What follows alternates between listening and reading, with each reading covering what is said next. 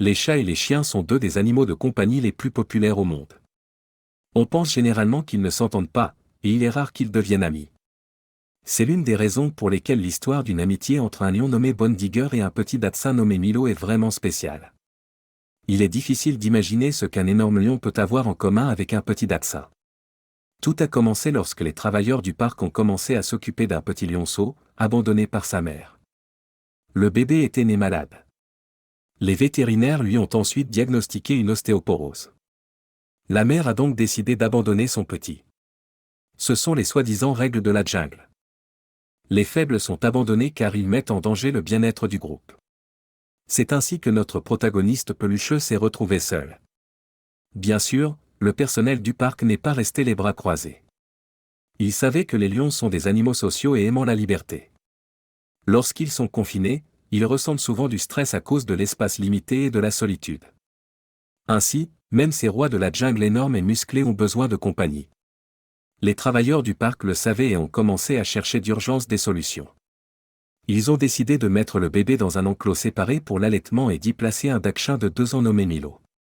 À l'époque, Milo vivait dans le parc et était prêt à aider dans cette tâche difficile. Milo était censé servir de substitut à la mère du lionceau.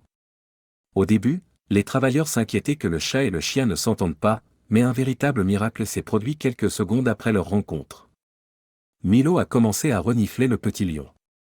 Le lion a également montré un intérêt pour le dachshund. Dans l'ensemble, le plan a fonctionné, et le petit dachshund a pris le futur roi de la jungle sous son aile. Ayant ressenti que le bébé n'allait pas bien, le chien a essayé de protéger et de réconforter le timide lionceau, remplissant des responsabilités maternelles.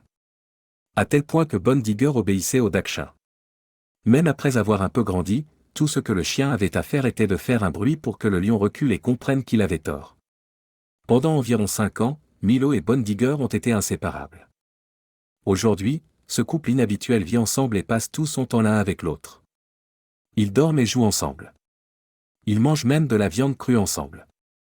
Le lion laisse sa maman manger en premier, il ne mange que lorsque le dachshund est rassasié.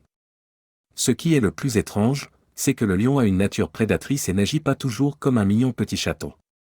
Le lion puissant peut définitivement se défendre. Ce qui est le plus intéressant, c'est que Milo essaie même d'imiter le rugissement du lion, et Bondigger essaie d'aboyer. Mais bien sûr, ils n'y réussissent pas. Le lion et le dachshund sont si proches que le chien aide même le lion à se brosser les dents après les repas. Elle insère toute sa tête dans sa bouche, et il attend patiemment. Ce couple inhabituel vit dans un parc animalier exotique à Wynwood, Oklahoma. Non seulement ils y vivent, mais ils sont devenus l'une des attractions de la ville. Le responsable du parc est John Rink. Il a suivi cette relation inhabituelle depuis ses débuts. Il dit qu'aujourd'hui, le couple est plus heureux que jamais.